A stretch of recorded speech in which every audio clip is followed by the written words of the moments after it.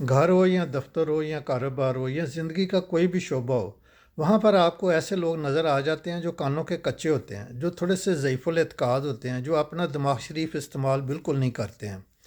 مثلاً آفس میں بہت سارے ایسے باس ہوتے ہیں جنہوں نے دفتر میں دو تین بندے ایسے ہوتے ہیں جن کے اوپر ان کا بلائنڈ فیتھ ہوتا ہے۔ حالانکہ ان بندوں کی اپنے طور پر آفس میں کوئی ریپوٹیشن اتنی اچھی نہیں ہوتی، لیکن باس کا ان کے اوپر بلائنڈ فیتھ ہوتا ہے، اور وہ جو کہتے ہیں باس وہی کری جاتا ہے۔ باس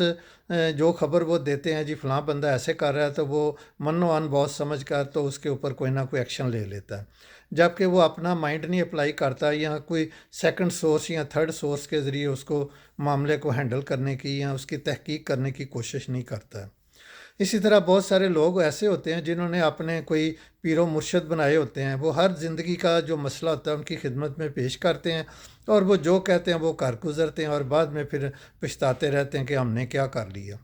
یعنی جو بھی مسئلہ ہو تو وہ اس شعبے کے ماہر سے پوچھنے کے بجائے کسی ایک بزرگ سے وہ پوچھنا پسند کرتے ہیں اور اسی کے اوپر چل پڑتے ہیں۔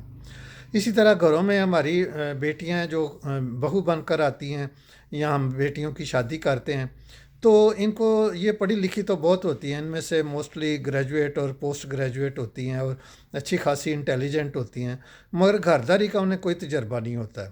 انہیں یہ پتہ نہیں ہوتا کہ ہم نے نباہ کیسے کرنا ہے، آپس میں مل جل کے کیسے رہنا ہے، انٹرپرسنل سکلز کو کیسے یوز کرنا ہے۔ انہوں نے اپنی کسی ماں بہن خالہ چاچی تائی کسی ایک کو اپنا پیر و مرشد بنایا ہوتا ہے، اور گھر میں جو بھی بات ہوتی ہے وہ تھینکس ٹو واٹس ایپ اس کو فوراً اطلاع دیتی ہیں، اور جیسے وہ کہتی ہیں ویسے وہ کر لیتی ہیں۔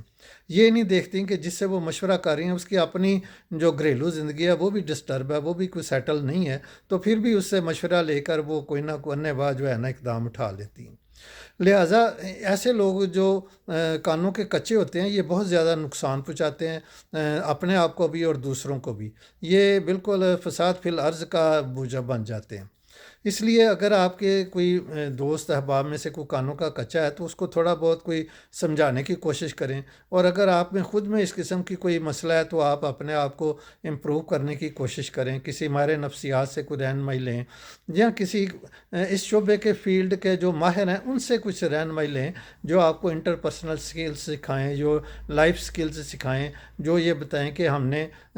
زندگی میں کامیاب کیسے ہونا ہے۔ جبکہ زندگی میں کامیابی کا بہترین نسخہ جو کہ باقی تمام چیزوں کے علاوہ ضرور ہونا چاہیے بندے کے پاس، وہ ہے کہ اس نے نباہ کیسے کرنا ہے، اس نے مختلف خیالات اور مختلف